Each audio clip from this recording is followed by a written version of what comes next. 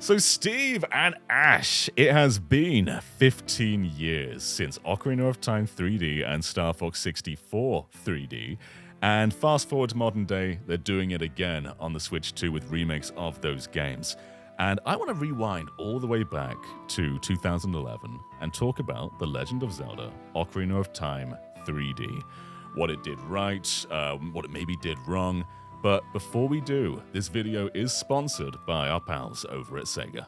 Sonic Racing Cross Worlds has gone all out in the years since its release, adding free update characters like Miku, Joker, Ai, and my darling Arl. But we've also had the most wacky DLC crossover characters like SpongeBob Flippin' SquarePants. Coming up in only a few weeks in July, each of the Teenage Mutant Ninja Turtles join the roster, and in August, Aang and Katara from Avatar will be playable too.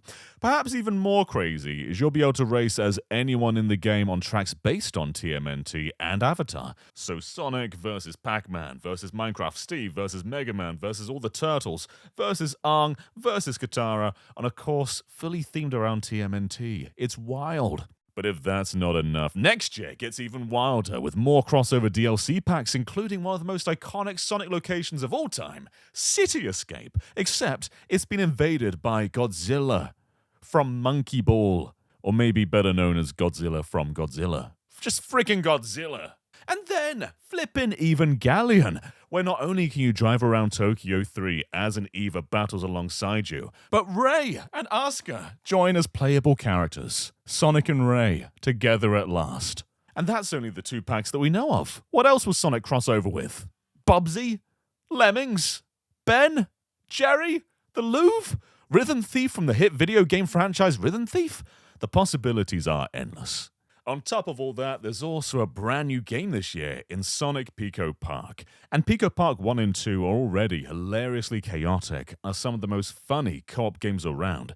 And now, we'll be spin dashing, collecting rings, running through loop-de-loops in a totally original Sonic-based entry. Pico Park can be played online or local multiplayer, from 2 to 8 players. Be sure to follow at Race Crossworlds on X for the latest news on Sonic Racing Crossworlds and at Sonic_Hedgehog on X for updates on Sonic Pico Park. And don't forget to visit the link in the description and pinned in the comments for the latest deals on all available Sonic games. The reputation of this game is a bit odd. I think primarily because it's on a handheld. It hasn't really had that ease of access that a lot of other remakes get, and so it doesn't really hold that crown as like the overall definitive version, even though in many ways I think you can argue it is. But what do we generally think about Ocarina 3D? Let's start with Ash. Like, compared to the original, which one would you be more likely to just revisit on a general playthrough?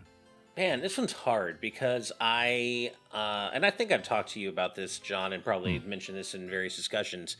I'm a huge, and this isn't specific to Ocarina, I'm a huge proponent of the stereoscopic 3D on the 3DS. Yeah. When it's done well, it rules. Straight up, it rules. And it adds so much immersion to a game. I feel that way about haptics too. I feel very strongly about good haptics, adding a lot of immersion to a game. And the 3D effect, when it's done well, it's so cool, man. And so, my whole time, replaying part of Ocarina in the 3DS version for this discussion, I had the slider all the way up. I'm lucky to not be one of those people who gets headaches from it or anything, so I just had that 3D effect all the way on, and the whole time I'm like, this is so cool, especially in areas like Kokiri Forest where you have like the little lights, fireflies, whatever they are, in the air all around you. It's just so cool looking, and so for that reason, I really want to say, Ocarina 3D with its improved visuals.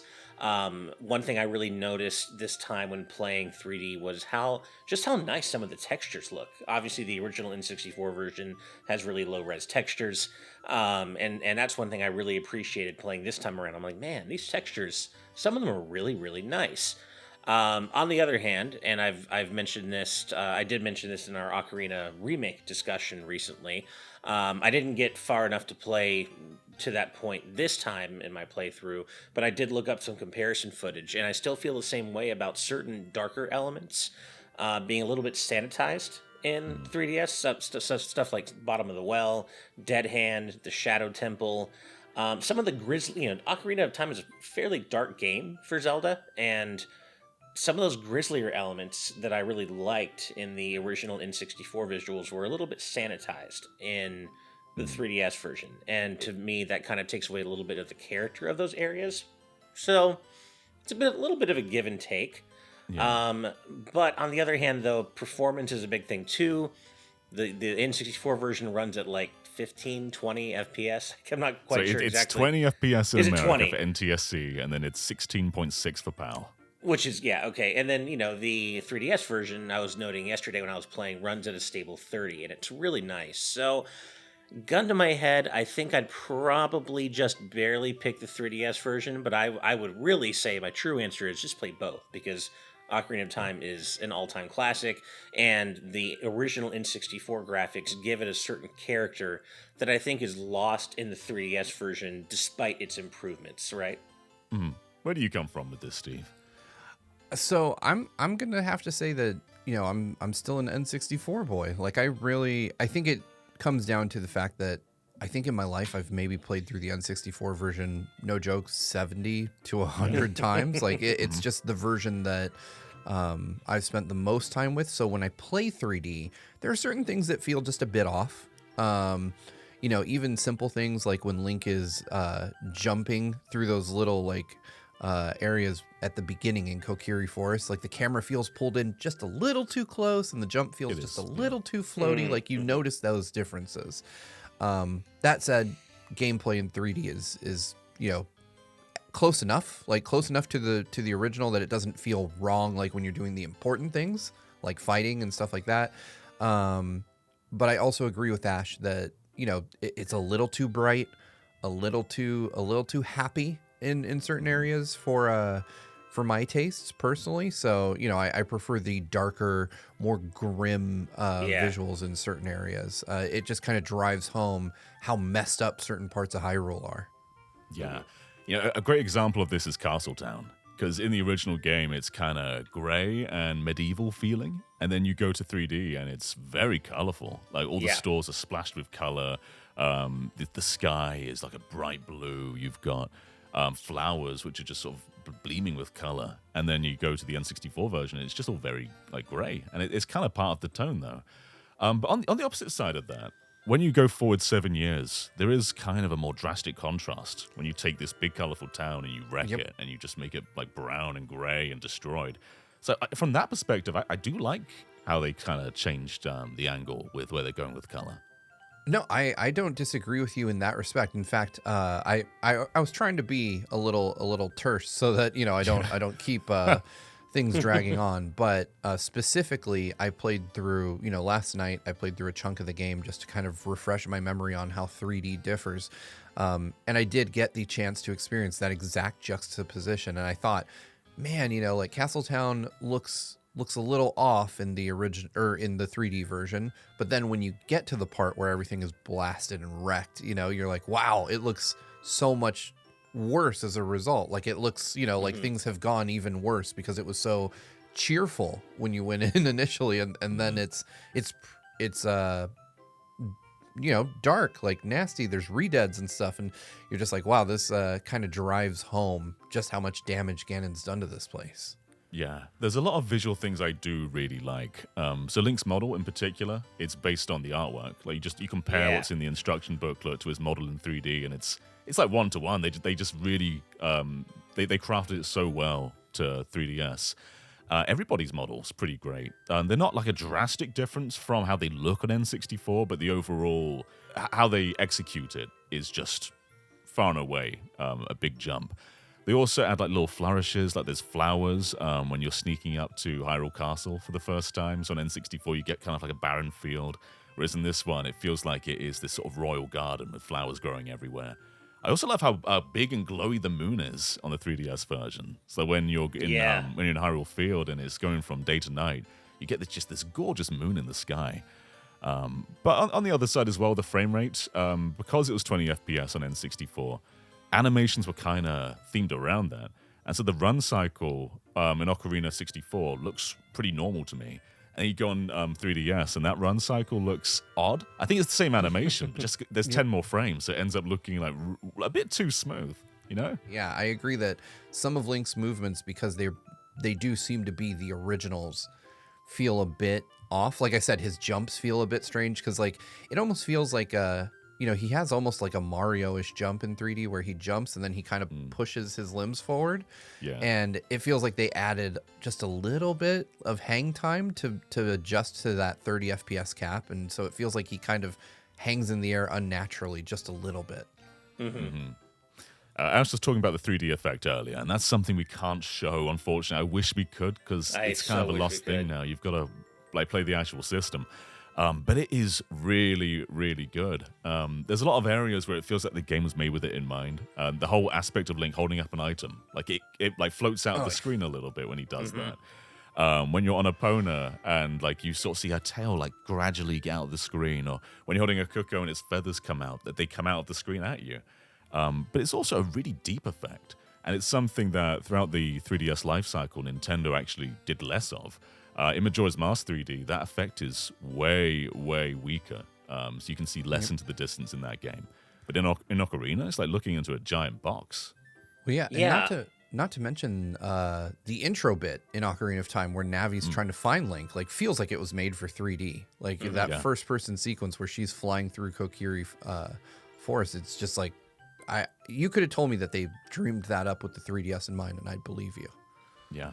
There, when I got to Kakariko and when I was playing yesterday, I just took a minute to go to the top of like the watch post, the super tall like tower, the guard outpost, and just go into first person mode and just look and like use the gyro just to look, and it felt like magic. All these years later, the 3DS like 3D effect still feels a bit magical to me, and I'm just looking around like I'm looking into this other world.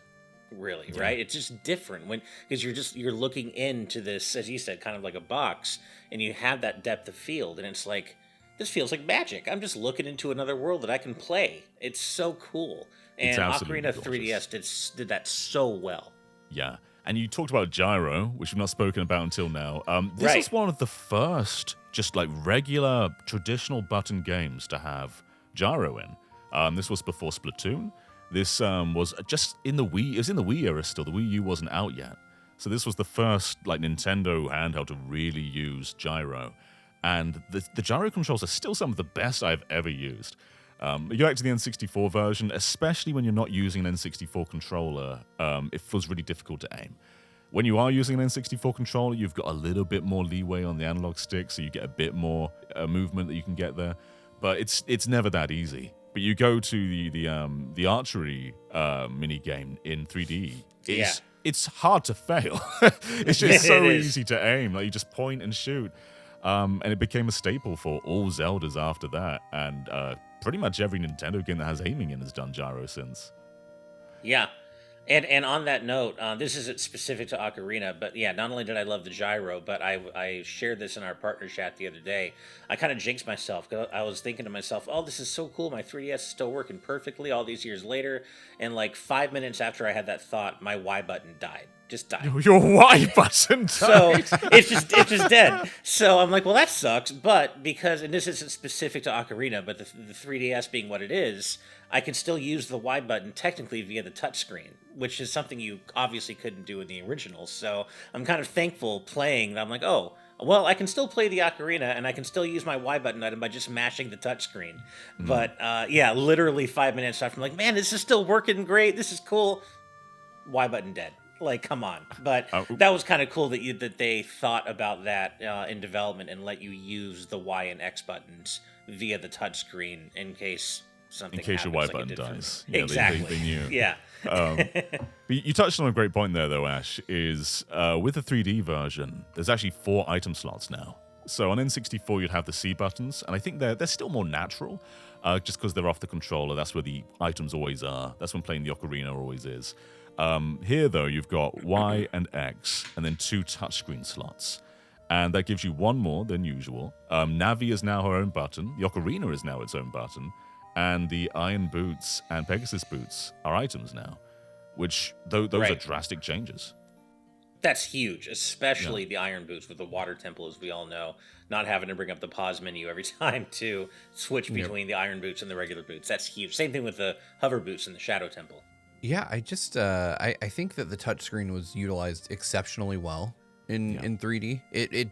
It changes. It's probably my favorite quality of life upgrade in the whole game, just because it can be really frustrating to have to go back and forth. The start menu, it's kind of similar, John, back at GX when we covered Link's Awakening, and you mentioned how you kind of illustrated how often you had to pause that game to continue. I feel similarly here about Ocarina of Time 3D.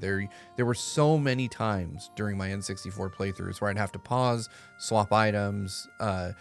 Particularly like you said, the water temple is like the biggest offender where you have to keep swapping those boots on and off. And so it's nice to just have them accessible on a screen where you don't have to pop out of gameplay every 30 seconds to go do something like that. So it kind of makes me wish we had gotten a remake in the Wii U era as opposed to the Switch, because we would still have that specific capability.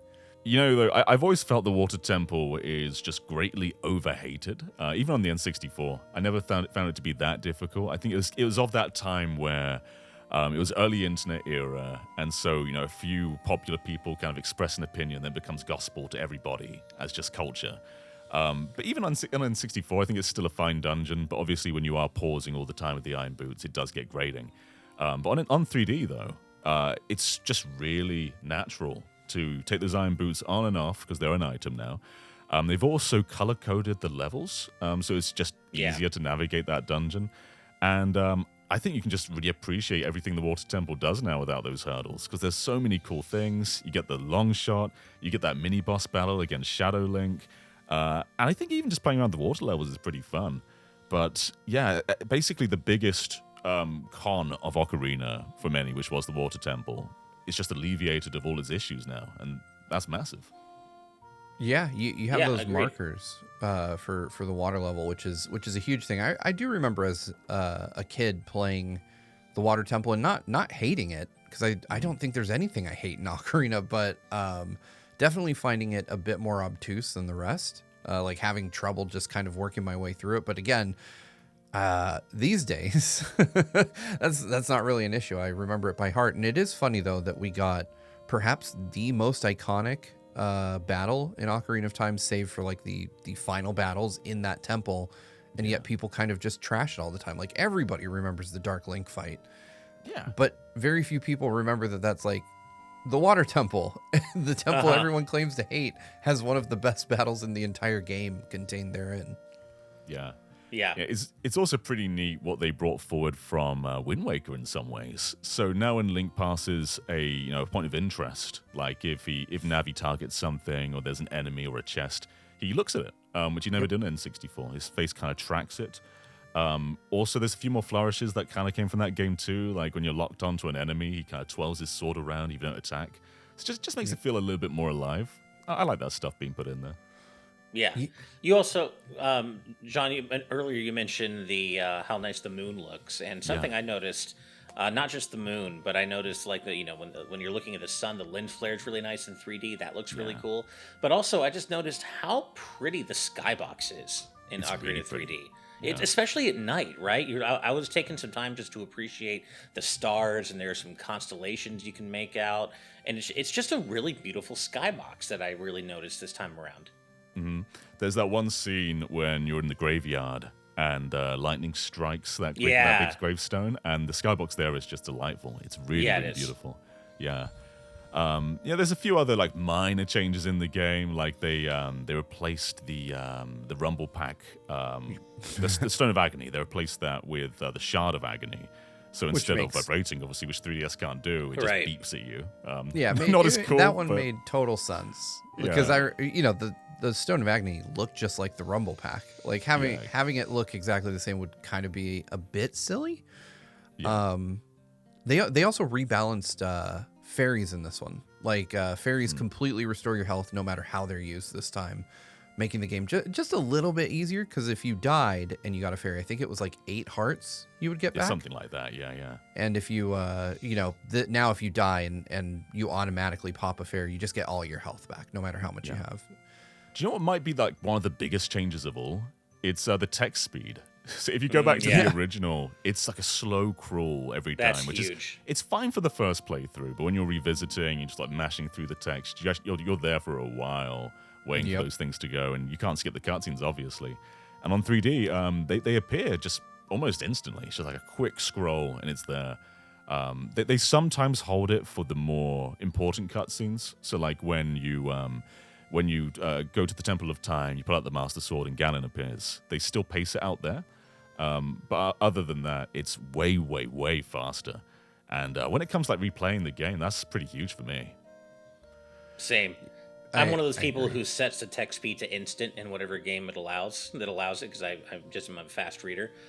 So that's something I specifically noticed and appreciated playing this time around in 3D or 3DS was just, how much faster the text is. Yeah, it's really nice to have like this is like such a silly thing too, but to have like a cleaner font that's kind of a bit sharper on the text. Big. Like the N64 has pretty blurry text, especially by modern standards. So it's nice to see it kind of presented in a cleaner way on the 3DS, but also while still maintaining legibility. It's interesting because there's so much here that I like. A lot of things that I like over the N64 version. I'm surprised we've gotten this far and we haven't also mentioned that, one of the biggest changes here is that you also have the Master Quest available. Yeah. Oh, right. And that it also is kind of sort of its own unique version. Like the GameCube had Master Quest. Ocarina of Time 3DS has a mirrored version of Master Quest. Which is its own thing that is locked still to the 3DS. You can't play that anywhere else. It's really, really cool. Yeah. Yes, it's mirrored like how Twilight Princess was on Wii and GameCube, and it makes the game feel really different because it's already remixing the dungeons and a few other small things outside the dungeons. But when you've just flipped the world, it just messes with your muscle memory. Yep. And when this game came out, I maxed out every save file on the original mode. It's like, I want to keep playing, but I don't want to delete my save file, so I've got to do it on master mode now, and just so I can play again without deleting anything. So you technically get 6 save files if you go back and forth between them, which is kind of cool as well. But yeah, just flipping it changes a ton. Mm-hmm. Yeah, it's such an interesting thing because it's just a unique quest that's locked down, and I think that's really cool. And like you said, by the time I played Master Quest on 3DS, I did not play it again for this. But I knew where to go and what to do, and you kind of find yourself getting tripped up. Like you go into Hyrule Field and you're like, I'm going to go this way, and you're like, oh wait, no, I'm not. Nope. Yeah.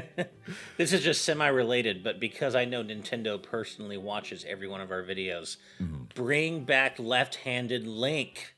Bring him back. I hope he's left-handed in the remake because I as a left-hander myself, I always felt so seen. It was so cool having like a cool-ass left-handed hero, right, in a video game, and then they've made him right-handed since. Bring left-handed Link back. What hand does the Triforce appear on in the teaser trailer? Because that's probably his dominant hand. I think it's his left hand. It is his left hand, yeah. Yeah, make a video about that. What hand is Link using in the remake? We think we know. One thing I do want to bring up, and this isn't specific to the 3DS version, but I was playing yesterday, and I wasn't using headphones, and my wife was near me, and she grew up playing Ocarina as well. It's a very formative game for her as well, and she made a great comment about, she's like, oh my god, those are the sounds of my childhood, and what she meant was not necessarily the music, which is iconic itself, but the environmental ambiance, especially at night, the crickets, the crows. Ocarina did such a good job making the world feel so lived in with the wildlife and the nature sounds, the water when you're near a river near Zora's domain. The environmental ambiance in that game is so good. Absolutely is, yeah. They claimed that they redid the soundtrack for this one, but it's so loyal to the original that I absolutely cannot tell. Yeah. Yeah. The only difference I could tell was in the file select music. It felt like they added a new synth in that, in one part of that song, but otherwise, it feels like it's the same sound font.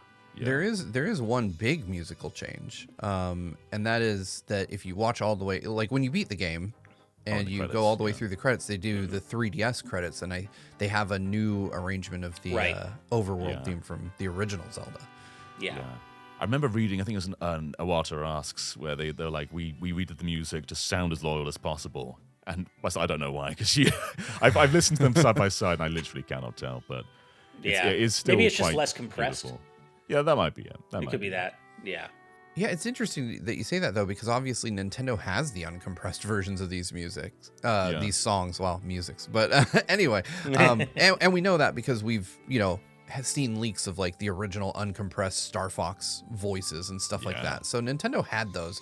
So going out of your way to remake them, it's just kind of a bit funny. But because I'm not a musically inclined person, but I can't pick out any differences either. No.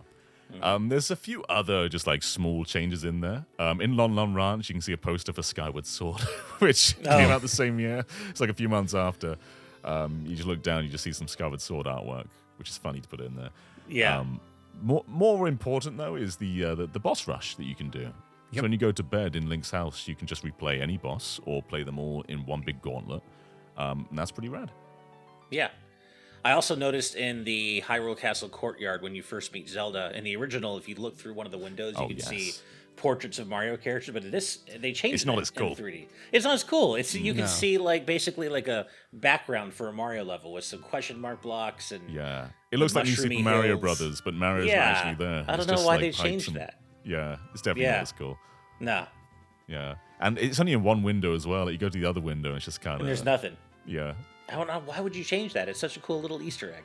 Yeah, I don't know. They might even be reusing a Street Pass puzzle background. It looks incredibly similar to the Mario one that's pre-installed with the system. It does. Yeah, I didn't think about that. I don't know if that's true, but it looks very similar.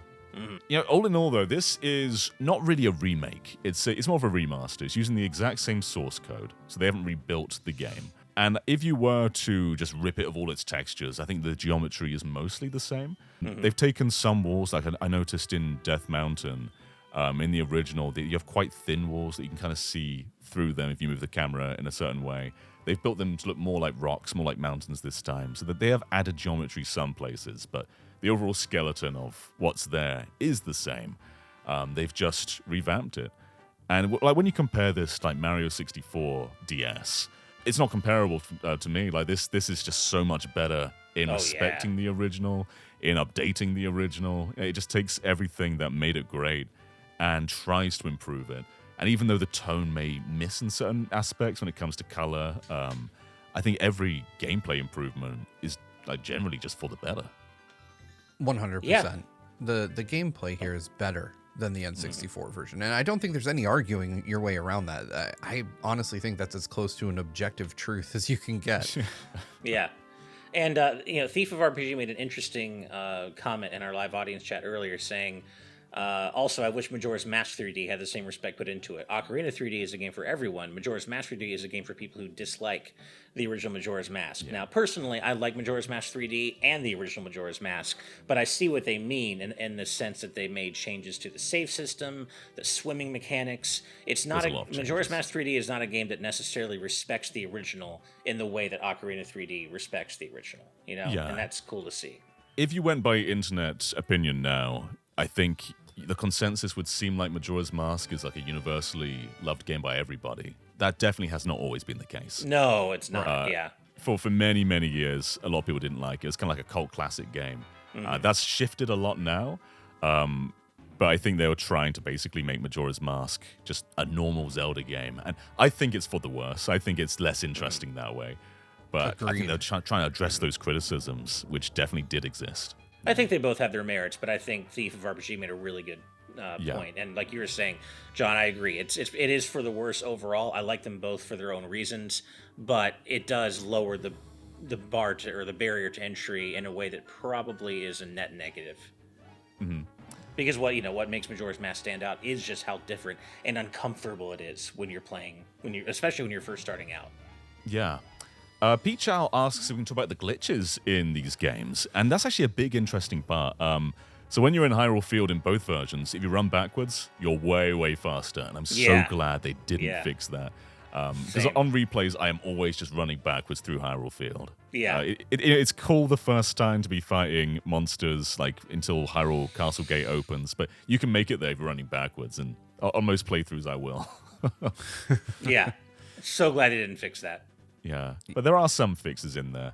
There's that glitch where you put a bomb down, you do a backflip, and you put your shield out, and you just go zooming through Hyrule Field. I think they fixed that in this version. I think they did. Did they? I think Did so, they too. fix the? Well, I know one thing they fixed is that Deku sticks no longer do insane damage. Yeah, Like yeah. as so Child Link in the N64, I think it matches the big Goron sword. So you can you can jump slash and kill some bosses in just a handful of hits. But I know they fixed that, but I can't remember.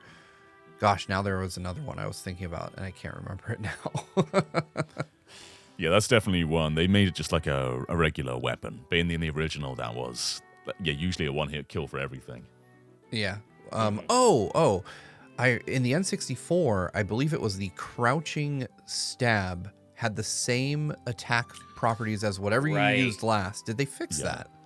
Yeah, that was one think that you could they just did. cheese to deal with the dark nuts. Just Yep. just stab them from a distance. I never remember to use it, but like back in the N64 days, I definitely abused that in certain places. That it does have some glitches of its own, but I think glitches of the original are also kind of iconic. Like you go back to that and they become just parts of the game. Sometimes you use them to get through places faster. Sometimes it's just fun to mess around. And when you fix that stuff, I think you have to. There's a tricky balance of what do you fix and what don't you fix. And I definitely would have liked the bomb glitch to have stayed in there.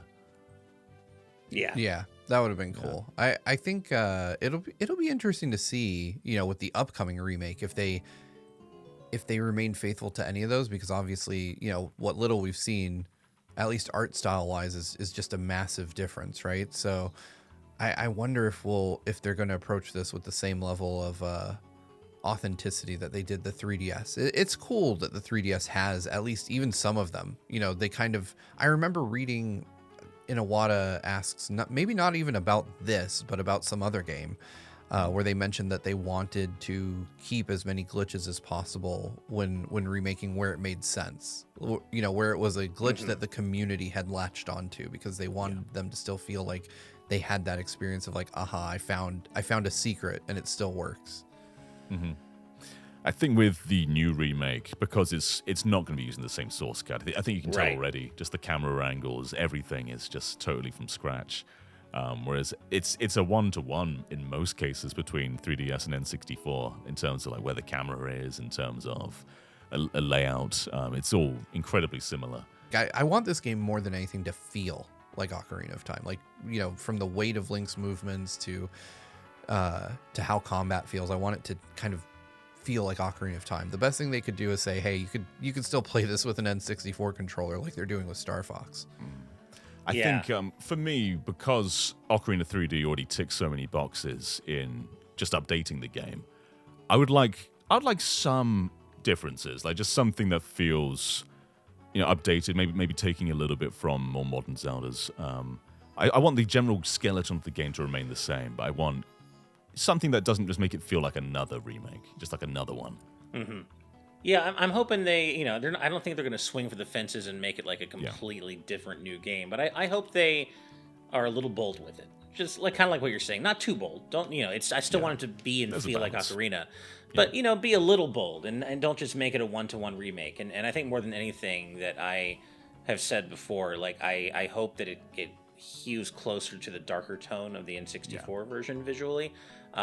Because there's just, it also ties into the game's narrative themes about childhood innocence, what it means to lose that. Link obviously loses his childhood, but while he is Child Link, there's an element where if you go to the wrong place or veer off the beaten path too much, you run into things no child should ever have to see. And there's a big theme of that, of Child Link going through some really messed up stuff. And I want them to keep that vibe of the narrative, right? In the remake. Yeah, 100%. Yeah. If Under the Well is just rid of blood again, then it kind of misses the point. Yeah. Yeah. But all I know is I can't wait to see what they're doing. I'm so excited. And bring it on. Ocarina of Time rules in every form. I guess my final question is, through all the Zelda remasters, so Ocarina, Majora, Wind Waker, Twilight Princess, Skyward Sword, is this the best one? Because it's complicated, because I think this is the one that does the most. You know, it revamps the visuals more than any other one. Majora is very similar visual-wise, but in terms of keeping it loyal to the original, it does that. It makes the frame rate drastically different. Skyward Sword obviously goes to 60, but you're going from a game that was already very, very fine and smooth on Wii. Yeah. And then you got a bunch of changes like the text speed and all that.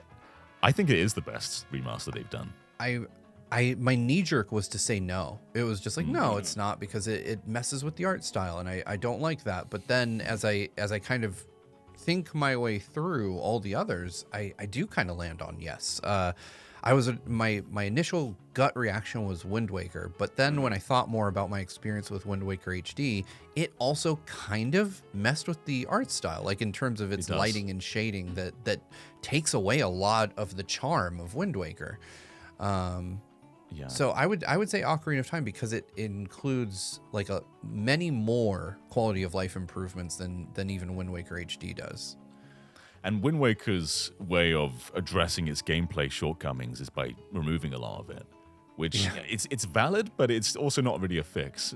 You know, it's it does help the pacing, yeah, but does it capture what the original was and enhance it? No, not really. No, I agree that Ocarina of Time 3D largely aims to and succeeds at enhancing the original. I think I mostly agree with Steve. I might land a little bit closer to it's either Ocarina or the Wind Waker, because not only do you have stuff like the Swift Sail, which I think obviously really helps, but also I personally really liked Wind Waker HD's visual identity, just like I like the originals too. And I know there's a lot of people out there who don't like the bloom and the overall change in style.